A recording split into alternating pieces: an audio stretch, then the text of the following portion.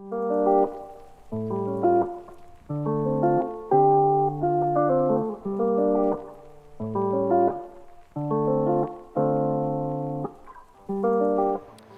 this is Dr. Kenneth Hamilton, Superintendent of the Mount Vernon City School District. I'm going to walk you through some of our protocols and procedures today as we get ready to receive our staff and as we anticipate the return of our students on October 5th in our remote or hybrid model approach. Here at Mount Vernon High School, we're going to walk you through what your students can expect and experience. But I want to clarify a couple of things for you. First of all, we need to be clear about the difference between home instruction and remote learning. Some of you have indicated that you want to homeschool your children, when I think in actuality you're electing the remote learning option. Homeschooling means that as a parent, you are electing to withdraw your child from school and assume total responsibility for his or her education. That means that there is a whole cadre of parents who are part of an association, an organization for homeschoolers. When you disenroll your child from the Mount Vernon City School District, you are no longer holding Mount Vernon responsible for educating your child. Remote learning is when the child remains at home and you access the tools that are provided by the district and the units of study, where the district will continue to educate your child, provide assessments, provide feedback, progress reports, access to teachers and resources. So we want to be clear that when you say you want to homeschool, you understand what that distinction means in comparison to remote learning. So now that we've clarified that, we are going to start our school in a totally remote learning environment with the anticipation of going to our hybrid model beginning on October 5th for our students. If any data should change between now and then that may cause us to change our course of action, of course we'll update you at that time. But for now, we're starting September 10th with a 100% remote or digital learning environment for our students, and on October 5th, we will begin our hybrid approach. So let's take a tour here at Mount Vernon High School so you can see what your children can expect. Joining me now will be the principal of Mount Vernon High School, Dr. Ronald Gonzalez. So let me introduce to you officially Dr. Ronald Gonzalez, who successfully defended his dissertation. Here at Mount Vernon High School, we have put procedures in place to help ensure that students and staff are safe, and that includes social distancing upon arrival and dismissal. So Dr. Gonzalez, walk us through what arrival will look like for students as they come to Mount Vernon High School. Well, first of all, thank you, Dr. Hamilton, for working with us through these very challenging times and helping to guide our district as we make these decisions. I will reiterate that these are not easy measures that are put in place, but nonetheless, we are working very diligently to ensure that all of the guidance we receive from the governor's office and the CDC is part of the fabric of what we do to make sure that our students are safe. And so what we've done is we've teamed up with the Department of Buildings and Grounds through the supervision of Dr. Hamilton to ensure that we have spacers that are located throughout the entire building. As we tour the facility, you'll be able to see some of the markings that we've placed along the hallway floors, where traffic will be one-sided hallways so that we are encouraging students to walk every hallway to their right. And as they walk down the hallways to make sure that they get to each class, they will have markings that they will know have designated 6 feet in between them. For arrival specifically, we have chosen 2 of our largest foyers in the building so that we would be able to receive the students into the building in these foyers. And so the one behind me is what we affectionately call Exit 1. And Exit 1 is one of our large foyers that we have used in the past. Once we step inside and we show you the markings that are on the floor and how the student entrance and egress for the end of the day will be marked off, you'll be able to better visualize that. All right, so why don't you walk us through, Dr. Gonzalez, what the physical plant looks like? So as we navigate the entrance to the school buildings, the students will line up accordingly as we have marked off here with the cones that are on the floor. Once we go into entrance 1, You'll be able to see the markings that are on the floor to maintain social distancing. For the purposes of this demonstration, Dr. Hamilton and I are walking side by side, but the students will be walking in single file. So as you can see, we've cordoned off the two separate doors that will be used for entrance into the building, and the cones are markings of 6 feet. In addition, we do have staff that will be posted outside of the school doors to ensure that students are honoring the social distancing of 6 feet. So working in collaboration with our school security team, we will make sure that we have folks outside here. As you can see, the canopy does protect from inclement weather, so it is a great opportunity for students to line up and maintain those social distancing measures. So for the purpose of this video, we are using Mount Vernon High School, but these are the procedures that will be in place at our 3 high schools.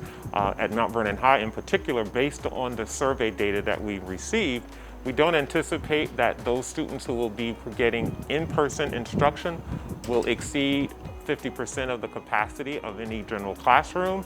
So when we get into a classroom, you will see that spacing has been appropriately designated based on the survey information that we received from our parents. As students walk in the building, they will be greeted by a staff member who will take their temperature. Right now, this will be done manually. We have placed an order for our large group thermal temperature devices where students will just be able to walk right through and it will take your temperature. But for the purpose of this illustration, until those devices come in, a nurse or a staff member will greet students and take their temperature. Good morning. How is your health today? All is well, thank you. Have you traveled anywhere? I have not. Okay. Are you experiencing any health problems? For example, difficulty in breathing, coughing? No. Okay. Well, you have a good day. Thank you. If a student has a temperature or answers yes to any of those questions, they will not be admitted to school. Or if we are not able to contact the parent, they will be sent to an isolation room until someone can pick them up. Particularly for our younger learners, when temperatures are taken, students will be sent to the isolation room if they meet any of the conditions that would warrant exclusion or isolation. So once students come in, this is a sample of the isolation room. Students that will be designated in the isolation room because they either have a symptom of COVID or displaying a temperature or answering a question that may indicate that they could have possibly been exposed to COVID will be sent in this room where they will remain until a parent can pick them up. We have recently received information from the governor's office that school districts can proceed with offering non-contact sports in the upcoming fall season. You'll be hearing more information about that as we get more updates about which sports we will begin to offer in our fall season. Okay. So Dr. Gonzalez, what are some of the protocols and procedures in place to make sure that students are being socially distant in the hallway and protocols regarding wearing masks? Right, so first of all, as is outlined by the governor, we want all students to wear their masks when social distancing is not possible. So as students come out of their classrooms from their individual periods of instruction, they will be required to wear their mask in passing from class to class. We will have our hallways designated both directions, but students will have to stay to their right to walk down the hallway. So in other words, if I have to get down from one end of the hallway to the other, I'm going to make sure that I'm walking on the right side of that hallway. The hallway floors, as you've already seen, will be marked off with 6-foot distancing guidelines to make sure that they understand that. And where possible, we are looking to stagger the release time from class to class to ensure that we don't have all of our students in the hallway at the same time. Awesome. And what about supervision of restrooms so that we don't have large congregations of students in the restroom? So we are working with the several staff that we have throughout our building to make sure that someone is posted outside the bathroom. We are encouraging teachers to allow their students to use the facilities if so needed. But once the student does reach the bathroom facility, there will be someone posted out there that will be able to document how many students have entered the bathroom so that we make sure that we maintain a small number of students going into the bathroom. Awesome. And I think it's important for our parents to understand that we are very serious about students wearing their masks while they are in a situation where they cannot socially distance. So we are really going to be reinforcing that as a code of conduct, and students who do not wear wear their mask when they're supposed to will be excluded from school. So we need to be very clear about that. Let's take a look at the cafeteria and see what lunch will look like. Okay.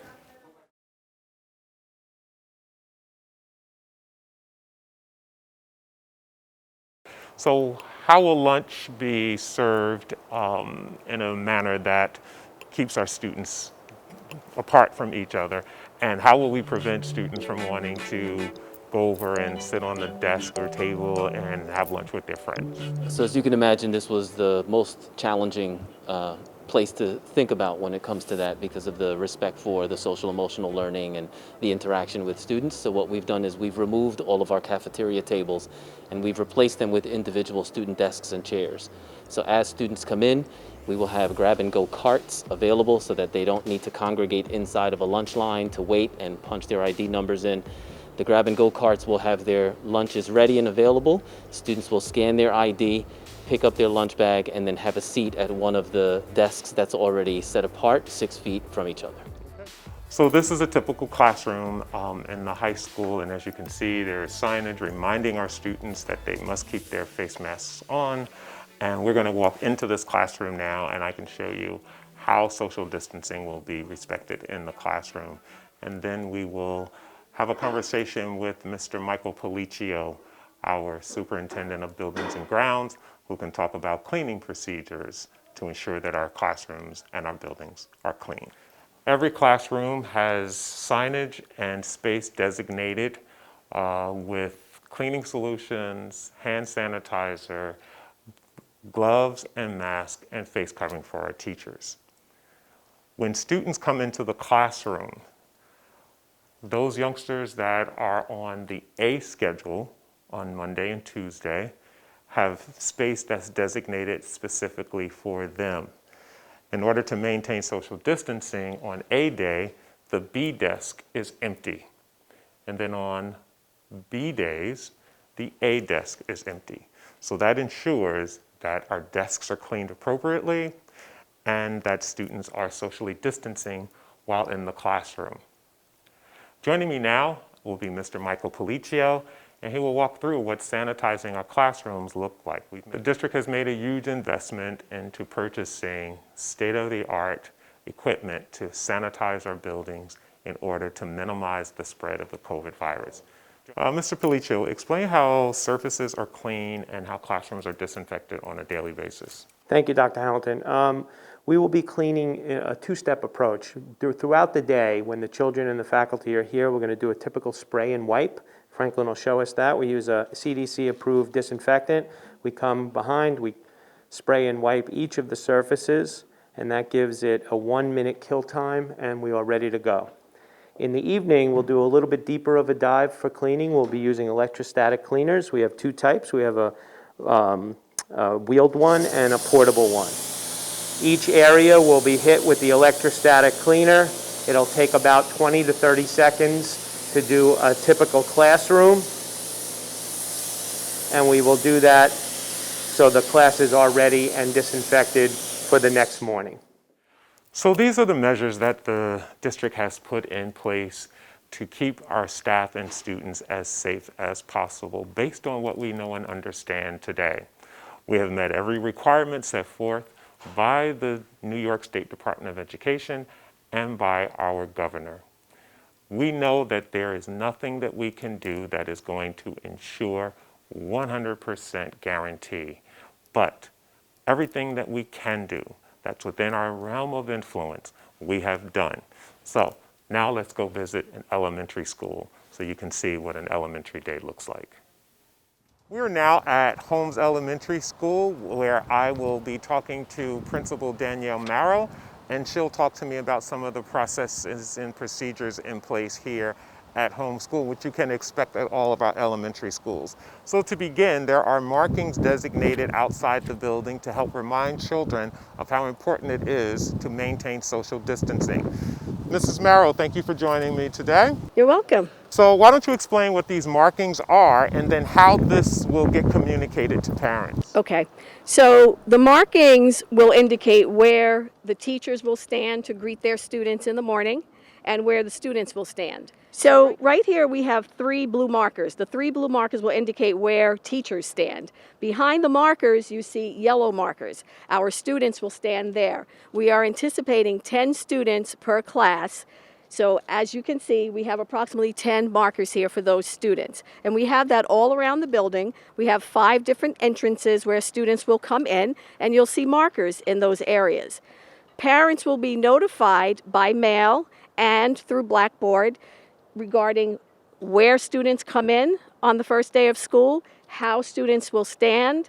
We will also include what the classroom will look like with the letter that we're sending home to the parents. Awesome. So let's go visit the isolation room and a typical classroom so our parents can see. I want to remind parents that we are encouraging students to come to school with bottled water because our fountains will be disabled with the exception of these units. We've installed 2 fountains of this size in every building. Students will be able to refill their water bottle without having to touch any part of the fountain in order to do so. This portion of the fountain will be disabled, so students will not be able to drink from this. But please remember, bring your students to school with a water bottle or a bottle of water that they can refill if they need to. So as you can see in the hallway, there are markings on the floor to remind students of social distancing. In almost all instances, students will be with their teacher, with the exception of how students will be able to use the restroom. But in this classroom, as students walk into a typical classroom, there is signage outside to remind our students of the importance of wearing face coverings when they walk into the classroom. And as you enter the classroom, there are supplies on the desk reminding students to sanitize their hands. There's disinfecting wipes, materials to sanitize desks, face coverings for those students who may omit them, as well as gloves. You can also see that desks are marked here, just as they are in the high school, designating A group from B group. So on those days when students are divided by A and B, students will have a desk that is designated to be their desk, and on B day, students have desks. But I want to show you another sample. We are in the process of acquiring these 3-sided partitions for students that may have allergies or students who may have difficulty with keeping their masks on.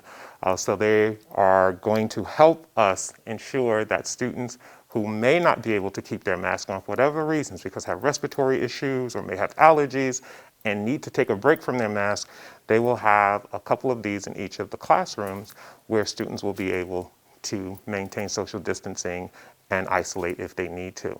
So, Mrs. Marrow, how will parents know where their students are going to be designated in the classrooms? Okay, so as you said, we do have A days and B days.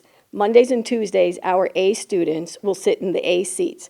Parents will receive a letter at home so they know which day their children are to come in, and each desk will also have a student's name labeled on the desk. So parents will know exactly when their children are coming to school and where they are sitting. Okay, so let's take a look at the isolation room, and we'll explain how the isolation room will work, and we'll conclude our video presentation for you at that time.